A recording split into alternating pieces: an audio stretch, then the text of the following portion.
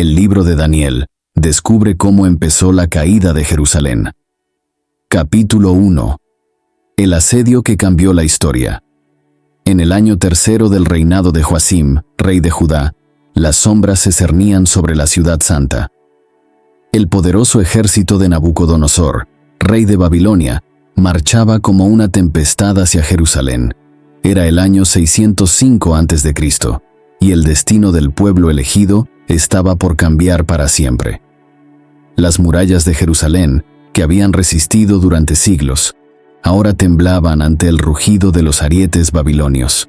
El humo se alzaba desde los barrios exteriores, mientras los soldados caldeos, con sus armaduras relucientes y sus estandartes ondeando al viento, rodeaban la ciudad como lobos hambrientos. El rey Joacim, desde las almenas de su palacio, contemplaba el mar de tiendas enemigas que se extendía hasta el horizonte. Sabía que había llegado el momento profetizado por Jeremías. La copa de la ira divina se había derramado sobre Judá. Capítulo 2.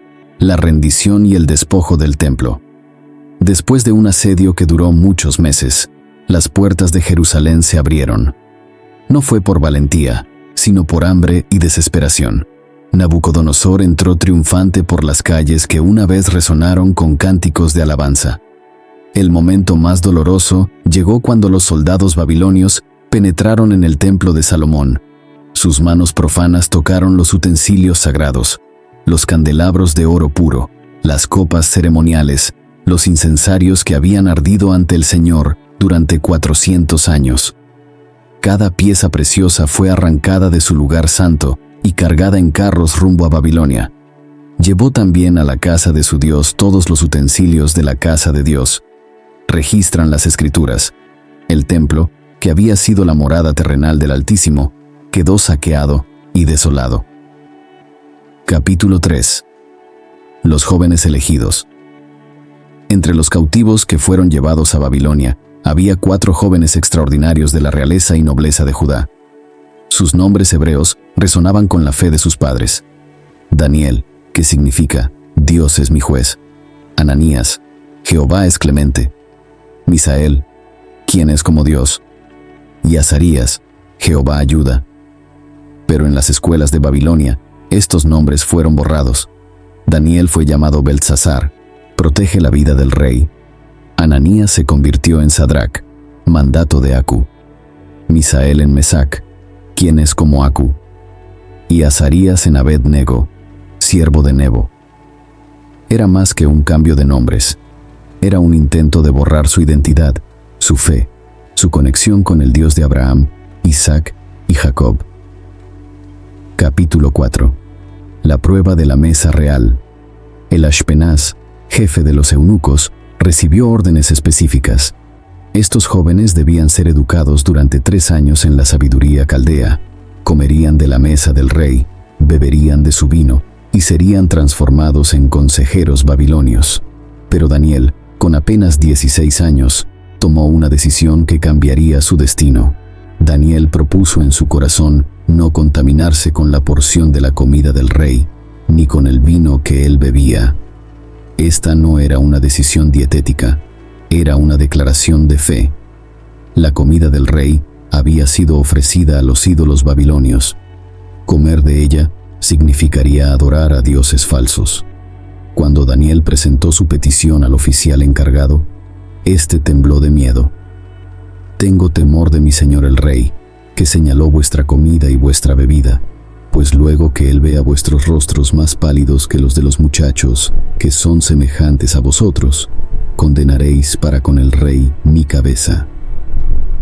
Capítulo 5. El experimento divino. Daniel propuso una prueba extraordinaria. «Te ruego que hagas la prueba con tus siervos por 10 días, y nos den legumbres a comer y agua a beber. Compara luego nuestros rostros con los rostros de los muchachos que comen de la porción de la comida del rey, y haz después con tus siervos según veas». Durante 10 días, mientras los demás jóvenes cautivos se deleitaban con los manjares reales, Daniel y sus 3 amigos comieron solo vegetales y bebieron agua. Era una apuesta imposible desde la perspectiva humana. Pero el Dios que había dividido el mar Rojo y había hecho caer los muros de Jericó, tenía otros planes. Al finalizar los 10 días, el milagro era evidente. Al cabo de los 10 días, pareció el rostro de ellos mejor y más robusto que el de todos los muchachos que comían de la porción de la comida del rey. Capítulo 6. Sabiduría sobrenatural. Los 3 años de educación pasaron como un suspiro. Cuando llegó el momento del examen final ante Nabucodonosor, algo extraordinario sucedió. El rey, conocido por su astucia y experiencia, interrogó personalmente a todos los jóvenes. Las palabras que salieron de las bocas de Daniel, Sadrach, Mesach y Abed-Nego dejaron al monarca babilonio sin aliento. En todo asunto de sabiduría e inteligencia que el rey les consultó, los halló 10 veces mejores que todos los magos y astrólogos que había en todo su reino. 10 veces superiores. No era educación humana, era revelación divina. Dios había honrado la fidelidad de estos jóvenes, otorgándoles una sabiduría que superaba siglos de conocimiento babilonio. Capítulo 7. El don profético. Pero a Daniel, Dios le concedió algo aún más extraordinario. A Daniel dio Dios inteligencia en toda visión y sueños. Mientras sus compañeros recibieron sabiduría, Daniel recibió el don profético que lo convertiría en uno de los videntes más importantes de la historia. Este joven hebreo, arrancado de su tierra natal, se convertiría en el intérprete de los misterios divinos. A través de él, Dios revelaría el futuro de los imperios mundiales, el tiempo exacto de la venida del Mesías y los eventos que precederían al fin de los tiempos. Capítulo 8. Lecciones eternas. La historia de Daniel nos enseña verdades eternas que trascienden el tiempo. Primera lección. La fidelidad en las pequeñas cosas prepara para las grandes. Daniel fue fiel en el asunto de la comida, y Dios lo honró con revelaciones que afectarían a toda la humanidad. Segunda lección. Nuestras convicciones definen nuestro destino. En el momento de la prueba, Daniel no vaciló. Su decisión instantánea reveló un corazón ya establecido en la verdad. Tercera lección. Dios honra a quienes lo honran. Aunque Daniel perdió su libertad, su tierra y su nombre, nunca perdió su identidad espiritual, y Dios lo exaltó por encima de todos los sabios de Babilonia. Epílogo. El eco a través de los siglos. La caída de Jerusalén que comenzamos narrando no fue el fin, sino el principio. A través del cautiverio babilónico, Dios purificaría a su pueblo y levantaría profetas como Daniel para revelar su plan eterno. Desde los palacios de Babilonia, un joven hebreo se convertiría en el consejero de imperios, el intérprete de sueños reales y el vidente que profetizaría sobre el reino eterno que nunca sería destruido.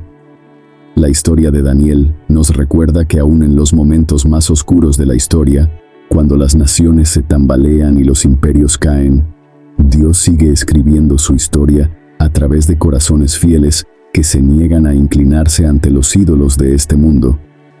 Pero Daniel propuso en su corazón. Estas 6 palabras cambiaron el curso de la historia y siguen resonando hoy como un desafío para cada alma que busca servir al Dios Altísimo con integridad inquebrantable. Reflexión final. La caída de Jerusalén marcó el inicio del cautiverio, pero también el comienzo de una de las más grandes demostraciones del poder y fidelidad de Dios, a través de la vida de un joven que se negó a comprometer sus convicciones.